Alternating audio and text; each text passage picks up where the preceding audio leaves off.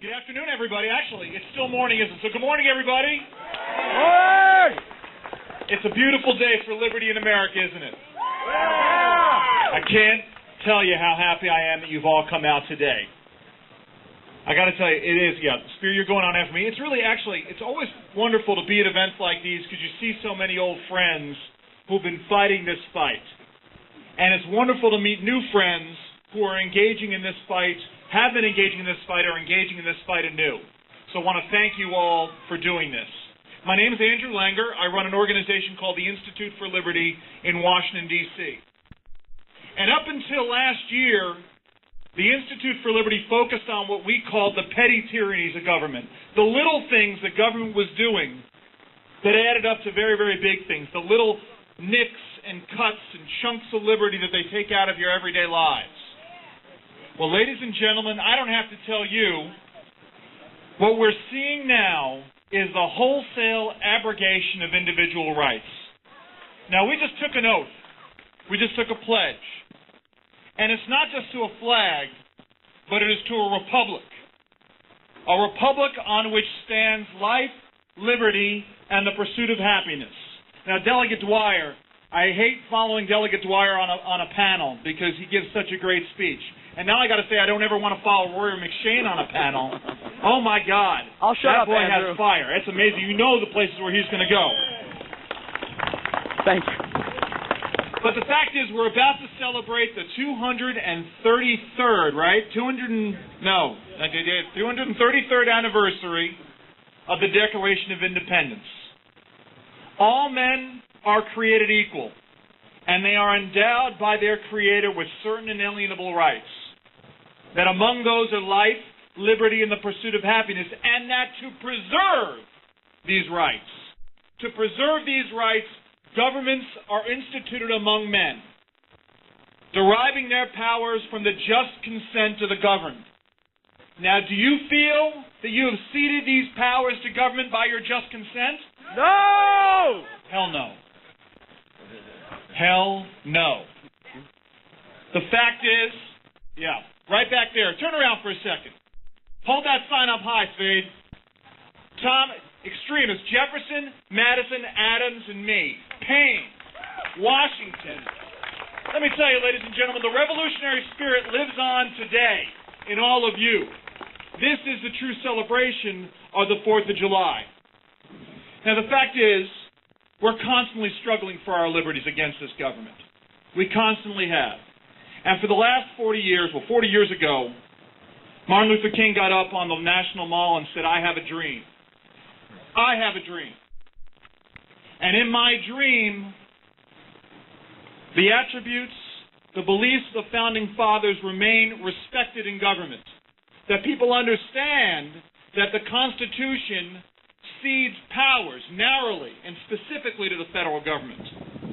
That the Congress cannot go beyond those powers and enlarge them at the diminution, at the detriment to our individual rights. Now, it's funny because last week I heard a great speech.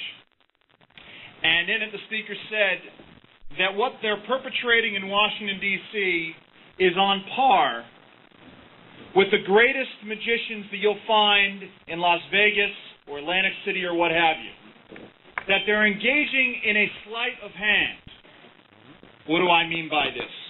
I mean, last week they dangle out in front of you this infomercial on health care, right? Yeah.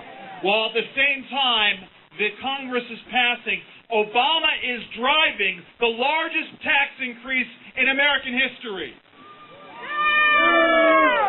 Boo! You watch the shiny object back here, and what disappears? Your money. What disappears? Your freedom. My job. Your jobs disappear. That's right. The country is disappearing as we speak. And have you all had enough? Oh! You're here because you've had enough. You're here because you want to get re-engaged with your government.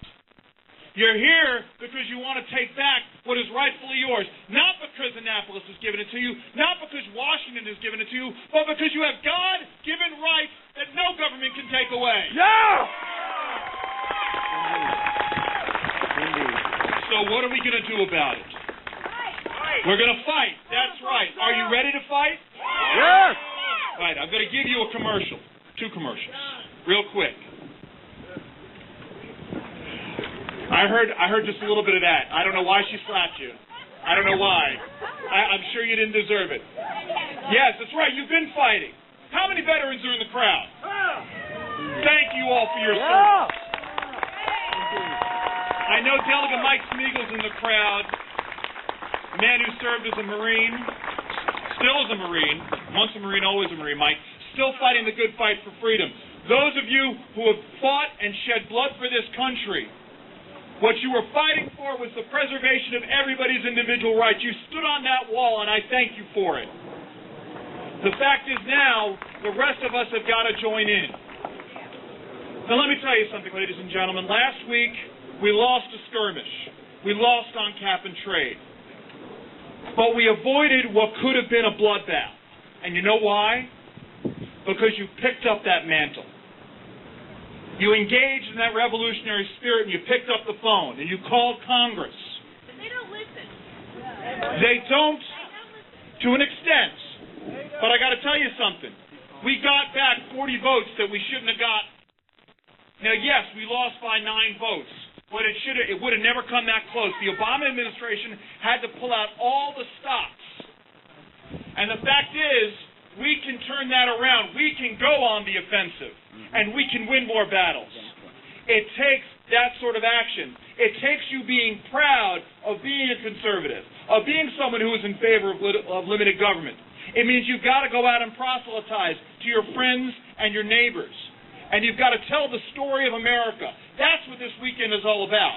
It's telling the story of the United States. Talking about it. That's right, not Michael Jackson. Under the radar again. Yep. And Fred Travalena died, and nobody said anything about it. Billy Mays? Billy Mays died. An American hero, a great entrepreneur, Billy Mays. Thank you, Rory. The fact is, Carl Malden, who was great as Omar Bradley, I still use lines from Patton on occasion. So, ladies and gentlemen, what I need you to do is join organizations like the Institute for Liberty, www.instituteforliberty.org. See, that's my one information. I need you to engage in organizations like New Day Maryland. And Charles Lawler is going to be speaking in just another couple of minutes. See, this is good because I get to go on before Charles. So I don't have to come on. I had to come on after Rory, which I now don't like. Never going on after you again. But Charles is a great speaker. You need to join organizations like New Day Maryland, which are telling the story of America to Marylanders so that they can take back their government once again. Because Lord knows government has run amok right here in Annapolis.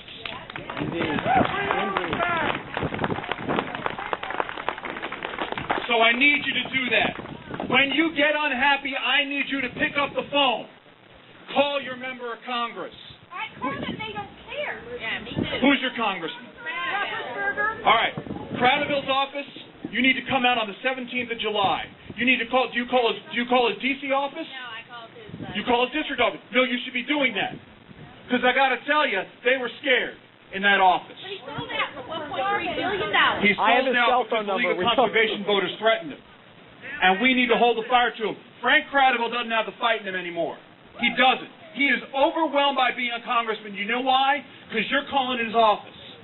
You're talking to him. Anybody who sees your congressman out this weekend, ask them why they voted for cap and trade. I did. They don't answer. They send back 4 letters. Right, they 4 send back crappy letters. Confront them in public. That's what I'm telling you. Confront them. I send them emails. I do all that stuff. I get crappy damn emails that are foreign letters written by some aide. And then, that's right. And then in 2008 or 2010, we're going to get rid of them. Andy Harris. Yeah! Andy Harris, baby. We can win in 2010. The wind is at our backs, ladies and gentlemen, because of gatherings like this. Because you're angry. We have to channel that anger into getting stuff done. We can retake the governor's mansion here in Annapolis, and we can increase our numbers in the legislature. But the point is, we cannot despair. You have to work with the energy that's within this crowd. These people are your brothers and sisters, and we will fight the fight to the end. I look forward to fighting with you. Thank you all very much. Happy 4th of July. Yeah! Okay, boy, that was fantastic.